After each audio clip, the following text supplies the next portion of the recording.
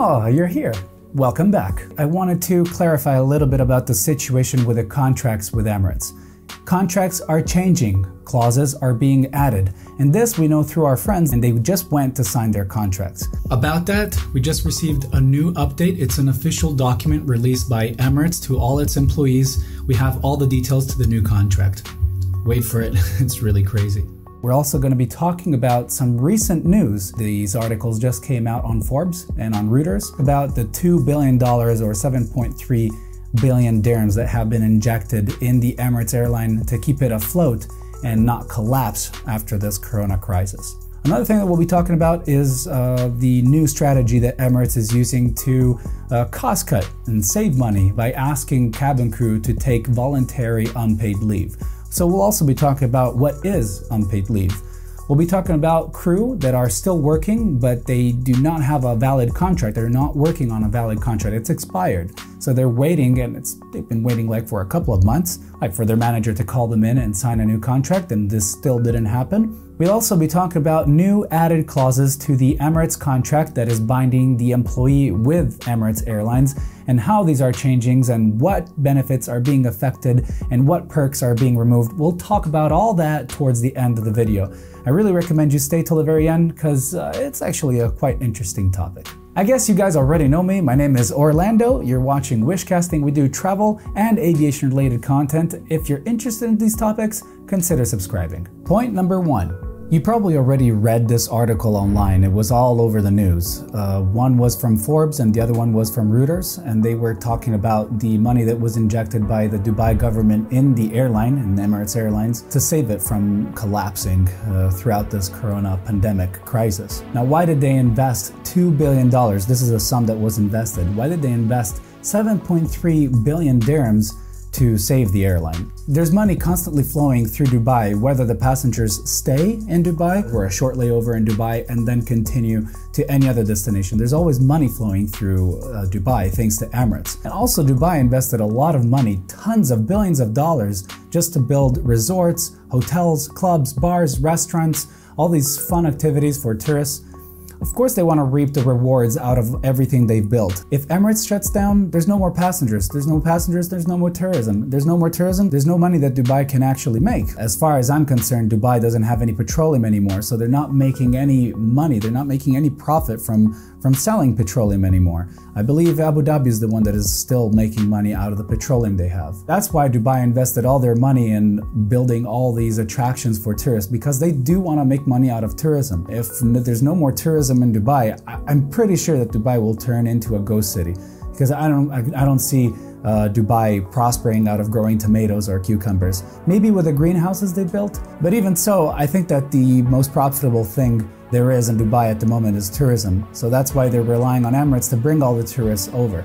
If Emirates dies, Dubai dies. Point number 2. Emirates is trying to cost cut and save money everywhere they can, and one of the latest strategies they've used, other than laying off cabin crew, is by sending people on voluntary unpaid leave. What is unpaid leave? Unpaid leave is you taking leave, you're not being paid, you go home, you do whatever you like. You still work for the company, you still work for Emirates, but you're not required to operate flights or to do anything for Emirates at that stage. So this is a great way for Emirates to save money because they don't have to pay a basic salary, they don't have to pay any flying hours, and it's better than laying off in my opinion. When I joined, we were working so hardcore, no unpaid leave was being entertained to no one, no matter the reason. Never. I only wished I had unpaid leave back in the days. I'm not saying that unpaid leave is a good thing nowadays. I'm just saying that it would have been amazing if I had that opportunity back in the days when I was in Emirates. Point number 3. Emirates has been really impacted by this coronavirus pandemic. They suffered a huge financial loss. In order to cope with this crisis, they converted a lot of passenger aircrafts into cargo aircrafts. So they are still making some money, and they are still flying a few passengers here and there, but they're not at the same place where they were pre-coronavirus time. I'm sure that's kind of obvious, right? Emirates now is making all its money through cargo, but is this viable? Can they make enough profit to save the company? No. Emirates is really hoping, and so are we, we're all hoping in passenger demand to go back up. I think there has to be a push by the airlines to improve the safety on board. How much the hygiene is a concern for the airline, how much they clean, new spots in the aircraft that they never cleaned before, now they're cleaning. Like, they should try to advertise a little bit better what they're actually doing to improve the situation, to gain confidence of those passengers and get them to fly from point A to point B. Because if there's no passenger demand, how can an airline put in place new routes and new flights? They're just gonna bleed money, right? Emirates is currently flying to 83 destinations, if I'm not mistaken, compared to the 157 destinations it was flying to pre-coronavirus times. There has to be something that pushes, that starts this whole chain reaction where the demand goes up and the airlines can thrive again. Even though Emirates is giving unpaid leave to a lot of its employees, a lot of employees are being laid off as we speak. If you want to know more about how Emirates is laying off its employees or how many layoffs they actually did, check in the link. Where is the link? Click on the right-hand corner, the link up here. Point number 4. Now this is the most important moment of the video. It's the part that I guess nobody knows because it's super fresh, super new.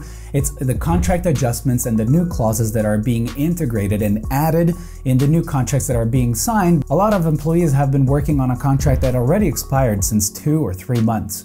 Now they're renewing these contracts and they're calling people to the office. Some people are getting laid off by non-contract renewals, and some people are being called in to sign a new contract with new clauses. Our friend just went to sign the contract and she found some extra clauses in the document that she was signing. And these 2 clauses are, number 1, you can't go on sick leave for over 3 months. I'll give you an example. If you fall from the stairs and you broke your limb, what's gonna happen? You're gonna have to go to the hospital, you'll have to wear a cast, they'll probably have to put a titanium plate, or I don't know. But if that takes longer than 3 months, if you don't recover within those 3 months, they have the full right to lay you off. The second clause is, if you get married and you choose to live out instead of living in the provided accommodation by Emirates, you're only going to receive 1 live-out allowance rather than 2 live-out allowances. Now, we said on this video that you can check up here, we said that Emirates employees receive $13,000 per year to live out. Now, with these changes, the couple won't receive $26,000 per year, they will receive $13,000 only. Now, I don't know if this is applicable only to the people that sign the paperwork, give the marriage certificates from now onwards, or if it's also applicable to all the couples that are already living out. I don't know. But this is something that, it's a dramatic difference and something that you have to keep an eye out for because contracts adjustments, yeah, they are made, but this is a dramatic contract adjustment, something that I really didn't expect. My friend, she just called me and she gave me just right now a new update. In April, they're gonna cut 15% of the live-out allowance to all employees living out. So not only if you're married to someone and you're living out, you're getting only 1 live-out allowance instead of 2, but you're also getting a 15% cut if you're a single individual. We just received another update just right now, and practically through this official statement that the company has released to all its employees, Emirates is reducing 10% of the education that is being provided to pursers and maybe cabin supervisors, pilots, I'm not entirely sure. But another thing that you have to keep in mind is that they're removing 10% of the transportation allowance, which is something that you have to consider if you're living out. Point number 5. Now, as a cherry on the cake, I want to just add a little bit of information there for the people that don't know this. There's a lot of people here that are very young, you're fresh out of college and you don't know how things work. Companies are trying to make profit worldwide. As financial crises arise and there's like, you know, this pandemic, things have to be adjusted and they have to fall in line with the amount of money that the company is generating because they can't give out the same sums they started off with when the situation was good and the economy was thriving. Contract adjustments are things that happen all the time and they help the company to survive. And there's proof here from this example I'll be giving you right here from a friend of mine. I don't know if you remember we spoke about KPMG. You can check this video up here. It'll explain how KPMG, this huge consulting auditing company, takes care of taxes, how they helped Emirates establish which employees were more profitable compared to others that were less profitable. Check that video, it's really good. Now, our friend was working for KPMG and she got laid off because she was costing the company more than what a new, fresh employee would cost to them with a new contract. Now, you have a new contract and an old contract. Old contract belongs to the good old times, good money, good benefits, all this good stuff. Now, there's a new contract here where I add these clauses. It's the same contract, same chores, you do the same tasks, everything is the same. I just changed a few clauses saying that this benefit is not there, this benefit is not there. this is the amount of money you make, and it's like half of the amount that the previous employee was making through the other contract. So there's these adjustments that are being made, and of course companies, yeah, they have to retrain the employee, they spend money in retraining, but it's cheaper to hire someone with a contract with lesser benefits and a lower wage. Trust me, that's how it works, unfortunately, and that's why a lot of people are being laid off. But I'm quite sure that if we refall into another pandemic, or if there's another crisis, there's a financial collapse or something, I'm quite sure that there will be other contract adjustments and the salary will go down, some benefits will be stricken off. And yeah, it's not going to be such a competitive contract as it was before, and not appealing to Europeans and to Westerners. And I think the company might result in not being cosmopolitan anymore. I don't want to seem racist. There's a lot of people that get offended just with a snap of fingers, and I don't know. I don't want to get anyone offended, but I do want to know what you think about it. Point number 6. Give me just 2 minutes of your time. I want to show you something I prepared only for you. This is a completely free course. It'll teach you how to get into Emirates or any premium airline. It'll show you the lifestyle. It'll show you the requirements to get in. It'll show you how to pass the assessment day, all the, the interview stages to get in Emirates. It'll show you all this categorized in sections. It's really well done. And it's entirely free. There are a few paid things that you can get, but you don't have to. You can find it in the link down below in the description. There's a lot of people out there that are spending over $1,000 just to get a certificate stating that they passed this, a flight attendant course or whatever. I got an Emirates without having any flight attendant course diploma. And my girlfriend, for example, she got an Emirates being a fresher. She didn't have any aviation experience. So you don't need to spend over $1,000 in training fees and this and that. No, none of that. All you need to do is to ace the interview. You have to know the interview inside out. Without any experience, just like Zdenka did, my girlfriend, you can get an Emirates, you can get into a commercial, professional airline, and that's it. You don't need to pay anything. So that's why I prepared this course, completely free. It's around 65 plus videos where you can learn. And if you've enjoyed this video, don't forget to check this video out, Top 10 Issues Cabin Crew versus Supervisors, which will give you a little bit of an idea of how work is on board.